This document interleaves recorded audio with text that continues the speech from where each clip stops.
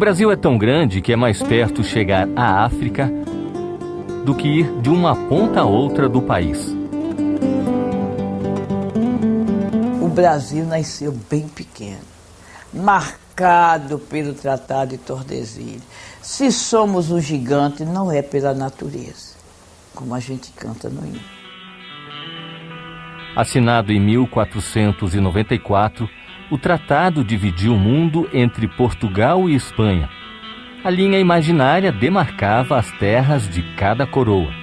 Com o Tratado de Tordesilhas, toda essa região, praticamente, né? Parte da região centro-oeste, sul, centro-oeste e norte, toda, né? Essa parte, né? Fica pertencendo à Espanha. Mas como o Brasil aumentou tanto a ponto de se tornar um país gigante da América do Sul? Esse nosso gigantismo, não é, na América do Sul foi produto também de uma expansão territorial, movida por N fatores, mas principalmente econômicos. As fronteiras se moviam junto com as pessoas.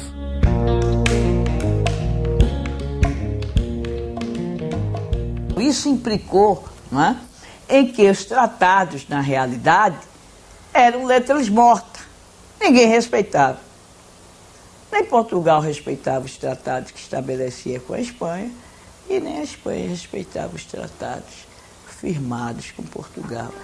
Pressionados pela realidade, Espanha e Portugal assinam uma série de acordos a partir de 1750 com o Tratado de Madrid, que foi baseado no direito romano do Utis Possidetis. Então o Tratado de Madrid ele é decisivo.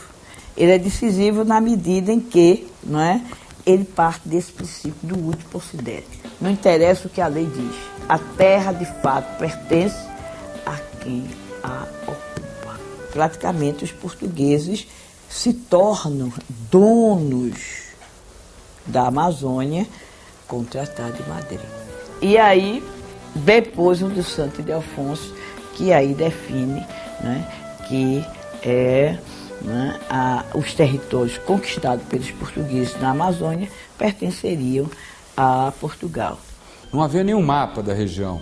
Então, o governo inglês, como sempre procedeu em todas as partes do mundo, dentro do seu movimento imperialista, manda ao Acre um extraordinário geógrafo inglês chamado William Chandler, para que ele mapeie esses rios e que também procure um lendário furo que haveria entre os afluentes do Rio Madeira e os afluentes do Rio Purus.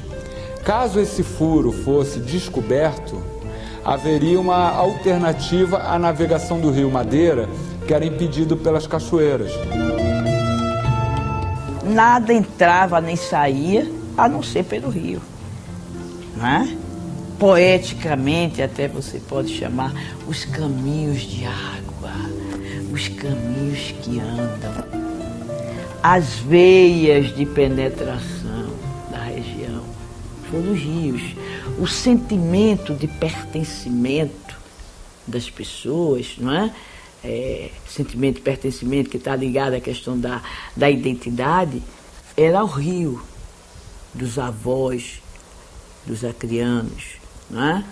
É o rio. Você é de onde? Sou do Juruá. Você é de onde? Do Tarauacá. Você é de onde? Do Envira. Ah, eu me casei lá no Envira. Ah, eu morei lá no Tarauacá. Ah, eu fui feliz, muito feliz lá no Envira. O Acre, até 1850, era terras não conhecidas. Ninguém sabia para onde iam os rios, ninguém tinha um mapa dessa região. Entre 1850 e 1880 é quando começam as primeiras explorações do Acre.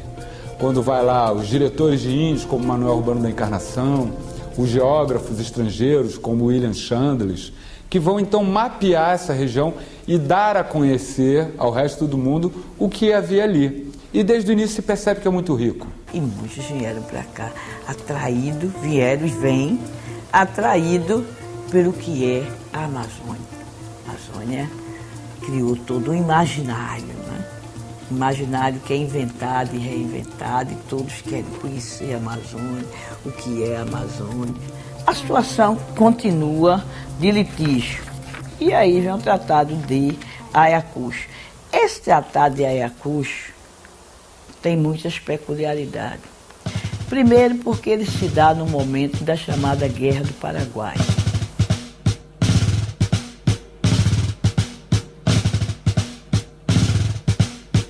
O Tratado de Ayacucho, firmado entre Brasil e Bolívia, em 27 de março de 1867, delimita, então, as fronteiras entre, né, Brasil e Bolívia. O que seria hoje Acre ficaria pertencendo, portanto, à Bolívia. Ele pertencia, pela força dos tratados limites, legalmente à Bolívia, na sua parte do Acre e Purus, e ao Peru, na sua parte do Tarauacá e Juruá. Então, há um Acre estrangeiro, não é? Que nem era chamado de Acre, era Aquiri, era as terras do Alto Aquiri.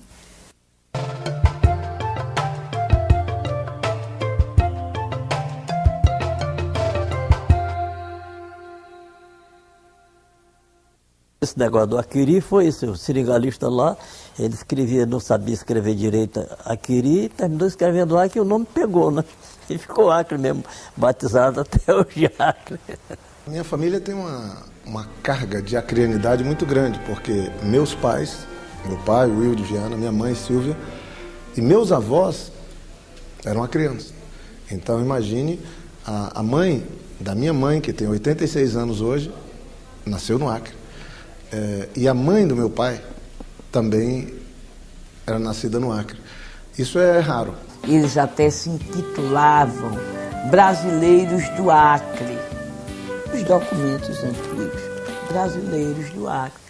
Porque, na realidade, nesse Acre estrangeiro, que pertencia uma parte à Bolívia e ao Peru, mas tinha gente de vários lugares. E esse processo de ocupação trouxe o libanês, o português, alguns espanhóis, alguns outros povos migrantes daquelas regiões que faziam parte já de uma identidade nordestina, que também era fruto de um processo migratório também histórico. Quase Babel. Não é? E, na realidade, era uma espécie de terra de ninguém, porque, juridicamente, há um tratado que diz que a terra pertence à Bolívia, mas está sendo ocupada por pessoas de várias outras nacionalidades. Não é? E com um grande percentual de brasileiros. Como os rios favoreciam os brasileiros e esses entraram e ocuparam toda essa região, criou-se então um conflito que foi eminentemente um conflito internacional em torno do domínio da borracha, que dava muito dinheiro. A Bolívia assume, a terra é minha. Mas o que era a Bolívia? Que poder a Bolívia tinha para efetivamente assumir a soberania dessa região, do ponto de vista político, econômico, né? Do ponto de vista cultural? Então não tinha, na realidade, condições. Mas a região era importante para eles, porque a borracha. Assim como a borracha que saía do Acre, o dinheiro também tinha outro destino. A Paris vinha a Manaus, viver Manaus, com sua nostalgia, com seu romantismo, com seu ambiente de encontro de poetas, de pessoas da noite, da aristocracia que se formava no Amazonas, os cassinos, as riquezas que emergiam dentro da vida do Amazonas a partir do ciclo da borracha. Então isso gerou altivez de quem aqui ocupava. Quando o seringalista chegava, ele chegava de cabeça erguida como um senhor do seu ambiente, que afirmava culturas, valores.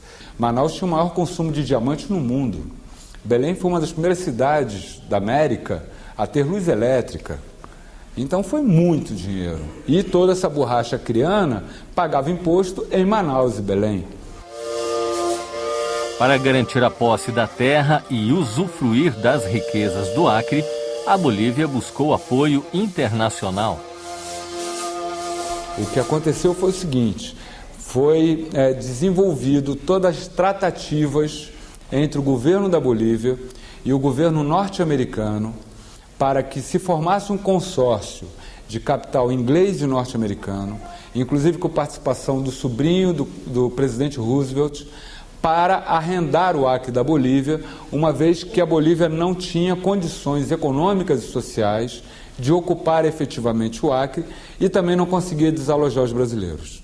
Isso ainda em 1899. A primeira grande ideia de ter uma área neutra que correspondesse ao modelo africano de colonização, as Chartered Companies, que eram territórios dos países anglo-saxões ou americanos ocupando a geografia africana. E eles viram no Bolívia Syndicate uma oportunidade de ocupação de uma área sul-americana, amazônica, e que permitisse um grande potencial econômico para atender suas demandas da Revolução Industrial, dos transportes, dos carros e tudo. Uma canhoneira norte-americana chamada canhoneira Wilmington invadiu o espaço brasileiro, entrou navegando pelo Amazonas, parou em Manaus, disse que ia ficar parada em Manaus. De repente, ela, sem avisar ninguém, subiu até Iquitos, no Peru. Foi um escândalo nacional, essa invasão da canhoneira norte-americana. Ela estava indo levar os papéis do acordo que estava sendo negociado. E ninguém sabia disso ainda e só depois se ficou sabendo disso. E Galvez denuncia, então, no jornal A Província do Pará, esse acordo secreto que estava sendo tramado. Esse acordo, esse contrato, foi efetivamente aprovado pelo Congresso boliviano, sob as garantias do governo dos Estados Unidos, que se comprometeu com o governo boliviano que, caso o Brasil interferisse no Bolivian Syndicate, o governo dos Estados Unidos, então, tomaria a defesa da Bolívia contra o Brasil.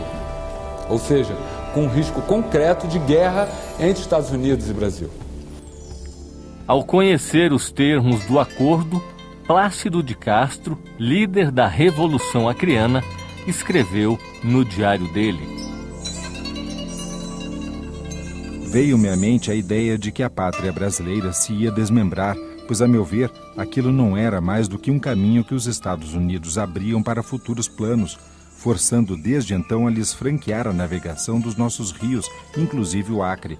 Qualquer resistência por parte do Brasil ensejaria aos poderosos Estados Unidos o emprego da força e a nossa desgraça em breve estaria consumada. Guardei apressadamente a bússola de casela de que me estava servindo, abandonei as balizas e demais utensílios e saí no mesmo dia para as margens do Acre. Ele entra e participa de maneira muito altiva, como um líder verdadeiro de um processo revolucionário, levando a um levante de milhares de nordestinos que queriam sobreviver, que queriam ter uma identidade contra um Estado autoritário e injusto na política de impostos, que era o Estado boliviano. Nós somos Brasil porque quisemos ser, porque lutamos para ser. Não foi uma dádiva, foi resultado de uma luta. Com a expulsão das tropas bolivianas do Acre, a relação entre Brasil, Bolívia e Estados Unidos se torna ainda mais complicada.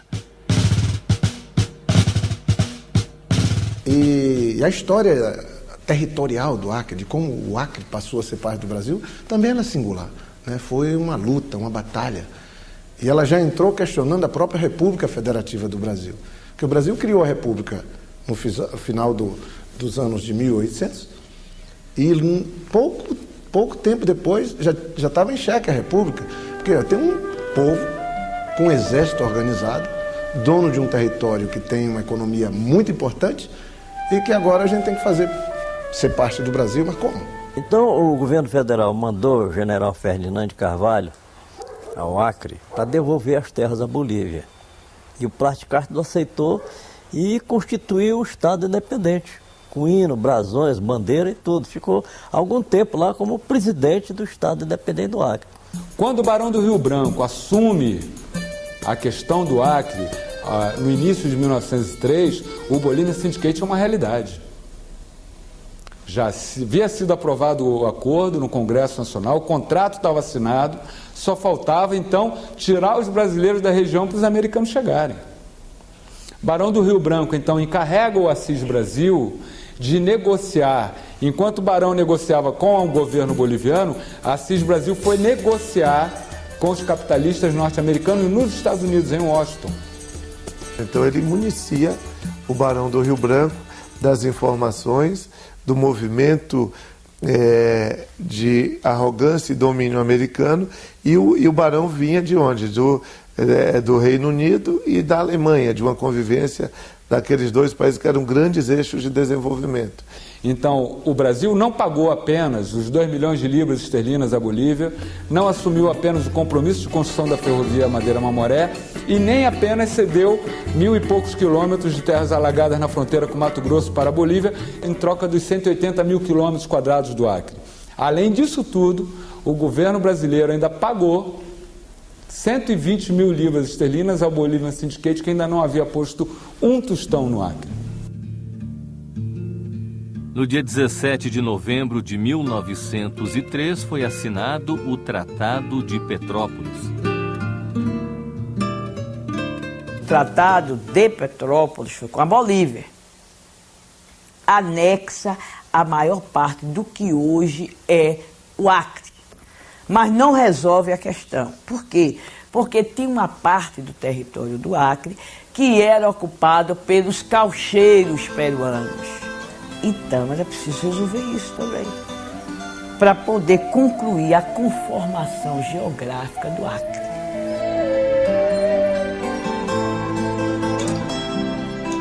O Acre foi incorporado ao Brasil em 1904, dividido em 3 departamentos.